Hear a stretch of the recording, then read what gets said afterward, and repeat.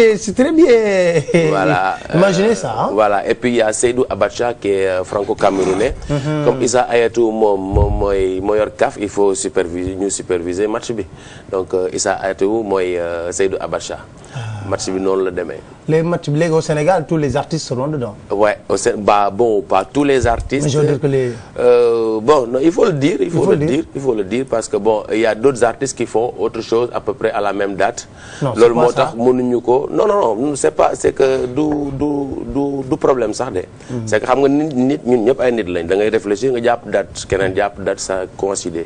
C'est tout, ça a coïncidé quoi. Et puis donc mënuloo jël ñooñu, je voulais inviter tout le monde franchement hein, mais mënuloo jël ñooñu indi ko sa spectacle yow après ñu dem jouer ñoom seen spectacle.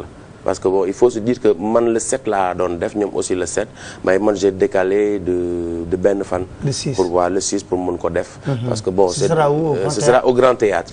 Au Grand Théâtre. Et puis il faut dire que tu parlais de soutien, mais aujourd'hui moi je vais remercier Keïsi Bousso, le directeur du Grand Théâtre, parce que franchement sans lui du ma mën a def lii. moom je dirais que moom kese moom moo si jàpp ba affaire bi mën a ne. y a pas kenn ñeneen ñi bon ay accompagnement la dëggantaan c'est des sponsors mais c'est des accompagnateurs. Voilà échange marchandise la ak yooyu noonu moo fi ne mais kii defe naa gala kenn du ko préparé par benn je sais pas nga jox ma ce produit je prends produit quelconque. Peinture boo ma joxee peinture nu may préparé gala nañu wax dëgg quoi am na yoo xam ne mooy loolu. Mais am naa partenaires yoo xam ne tam yàgg nañ ànd ak man donc ñu ngi ñëw di si jàpp donc man je profite de l'occasion pour dire merci à Keïsi Bousso qui est en train de faire un grand travail ici au Sénégal par rapport aux artistes. C'est un artiste, hein, ouais, voilà monsieur, on a compris aujourd'hui que il faut donner aux artistes ce qui leur appartient. Donc je pense que artiste bu nekkee place boo xam ne day defaral artiste moom moo xam ni artiste mel ak lu mu am besoin yu artiste yëpp da koy xam. Donc maa ngi koy féliciter di ko remercier aussi si jàppale bu muy jàppale artistes yëpp en général. Ça c'est important. Keïsi Bousso, voilà, un grand monsieur qui s'occupe maintenant du Grand Théâtre et qui a ouvert le Grand Théâtre pour tout le monde. Hein. Voilà. Donc ce sera le 6. Le 6 juin. 6 juin. Ouais. À partir de quelle heure? À partir de 20h30. 20h30 au Grand Théâtre. L'entrée est à combien? L'entrée est à 5 000 et 10 000 pour les VIP. Bon. Entre guillemets, very important personality.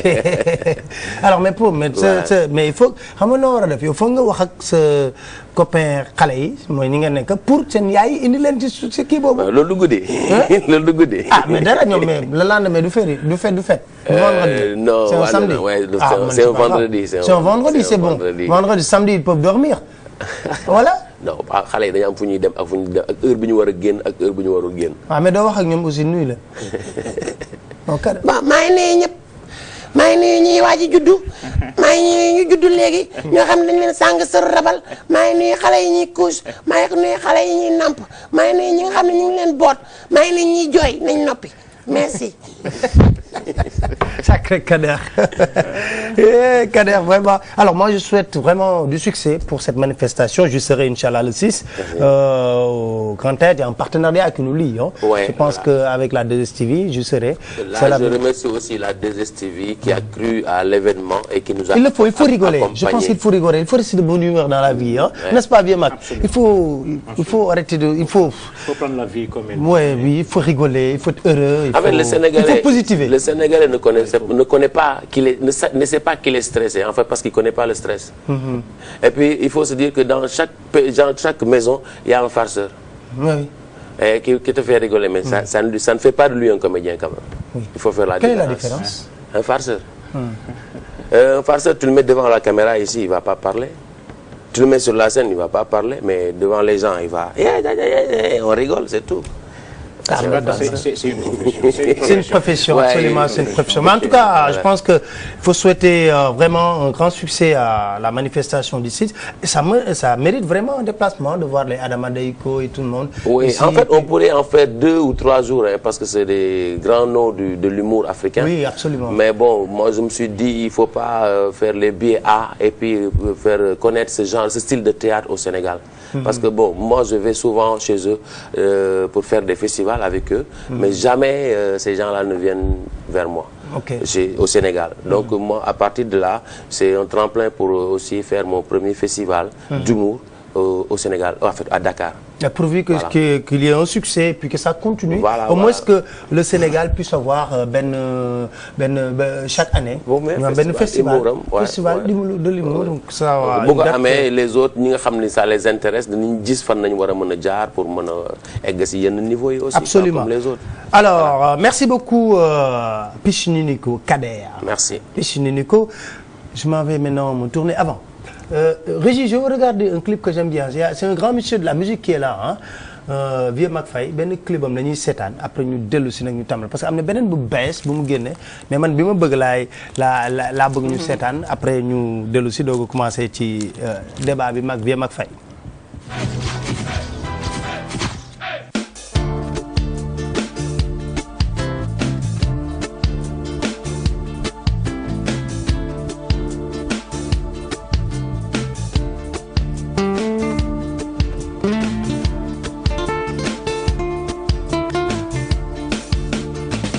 sama xalaat lu ma nee bu tiit yow baax dina ma sañoo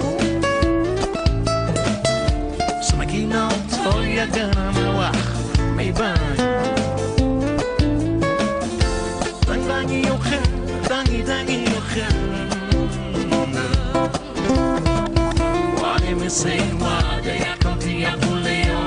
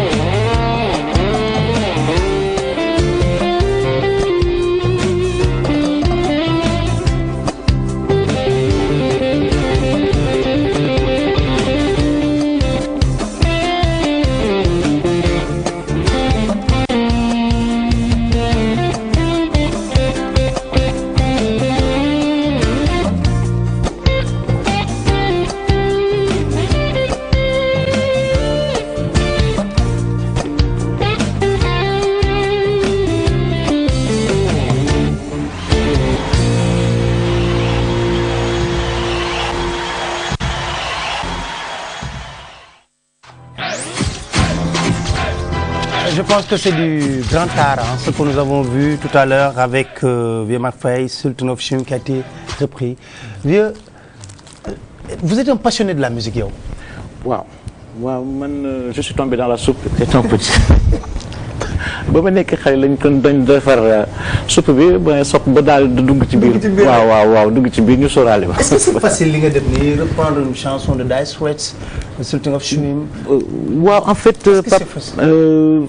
Non, en fait c'est pas évident parce que xam nga lan moo métti si reprise mooy il s'agit pas de reprendre mais il s'agit de se mettre non seulement dans la peau de celui qu'on reprend, mais en plus d'ajouter son grain de sel. Et c'est ça qui fait l'originalité d'une reprise. En fait, une reprise c'est un chef-d'œuvre en quelque sorte parce que mënoon laa ko mën a tuddee parce que quand l'individu reprend, quand je reprends du Santana par exemple, je ne prends pas que les notes. Je ne prends pas que les notes. Les notes, elles sont là, c'est vrai, mais je prends l'intérieur de la note. Cela veut dire? C'est-à-dire que la note, par exemple, quand on te donne un piano, par exemple, quand tu te dis do, tu fais tang. À Pape Ali qui fait tang, ce sera la même note qu'un professionnel. En fait, c'est un peu différent. Chaque profane qui vient frapper le do, il obtiendra la même note.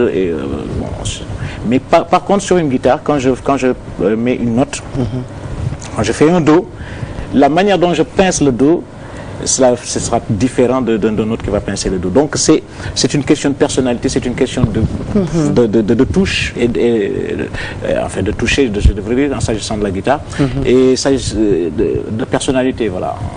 Donc la reprise, ce n'est pas une chose évidente. Moi, en tout cas, c'est quelque part. Quelles sont les reprises yoo xam ne da nga ci sonn, vous étiez fatigué? En fait, comme je suis dans la soul music, je suis dans le jazz, dans le blues maintenant. Et c'est des musiques différentes parce que en général, malheureusement, les Sénégalais ne comprennent pas trop. Ils font pas la part des choses. Ils font pas la différence entre le blues, le jazz et les variétés internationales. Bon, souvent quand quelque chose. Mais il faut nous expliquer quelle est la différence fondamentale entre le blues, le jazz et les variétés. Voilà, le blues, le jazz, c'est des musiques, ce sont des musiques qui viennent de l'Afrique, mais qui sont parties aux États-Unis et qui ont été organisées aux États-Unis et qu'on a reventilées dans le monde. Par exemple, le jazz, on sait que il est africain, il vient d'esclaves africains, mais ce sont les Américains qui l'ont façonné, qui l'ont modelé, qui l'ont structuré et qui lui ont donné la couleur qu'il a actuellement.